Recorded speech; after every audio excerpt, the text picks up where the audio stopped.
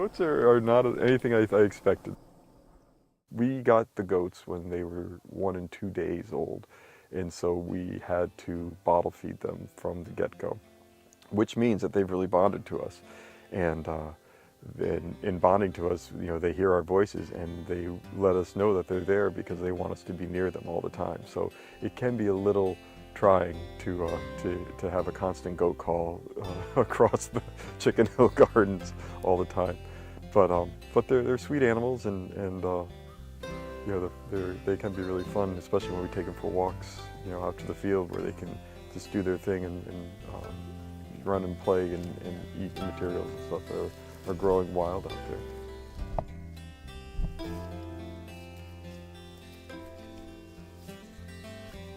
I don't think goats are a lot of work. I think the way we raise them, because we don't have the parents or our mother around, when we first get goats, it is a little time consuming because you have to warm milk for them, and it can be cow's milk, it can be goat's milk.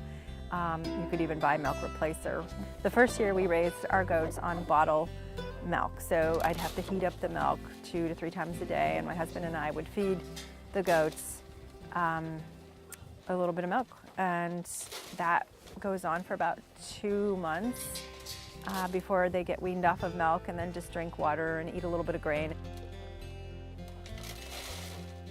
I had a perception, I guess, that the goats were these animals that would eat anything, and they're actually somewhat finicky eaters. It's kind of funny to see how they pick and choose different trees that we put in with them. I always thought that they would stake them out and they would just devour an entire section of land.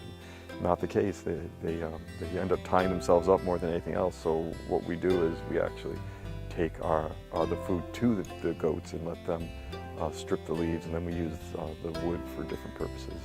Part of the goat's diet is a lot of green leafy material, and so what we do is we go and we clear areas of our land. We have this back hill that we're in the process of clearing right now, and we take the material and cut it, cut the trees, the smaller saplings we cut and we drag down, and we put that into the goat pen. We try and actually suspend the material above the ground because goats like to have, like to eat, you know, several feet off the ground.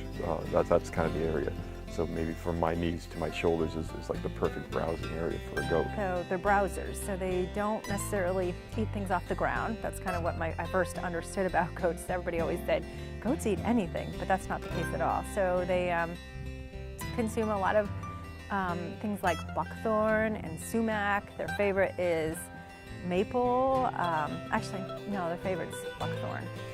So when we put the material in, we either drape it over the side of the pen, or we stick it into the pen slats, and then it allows the goats to eat in their natural manner. We also you know, supplement them with some grain and organic hay. So, one of the big surprises with the goats, I mean, the purpose that we got the goats, they're cast-off males, which means that dairy producers had to birth goats in order to keep milk production up. And they keep the females, but they don't want the males because there's thoughts that the males can actually taint the flavor of milk if they're around the females.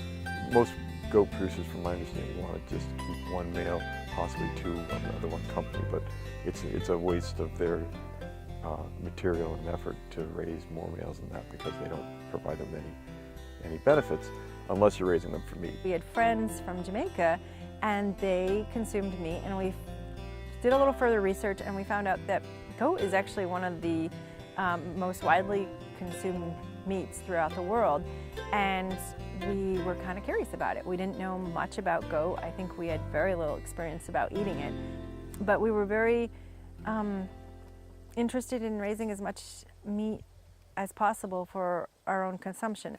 And so we take the cast-off male goats and we raise them for meat. We give them a great life, and in about 8 months or so we harvest them, and it was one of the great surprises that they are as flavorful and, you know, tasty as they are.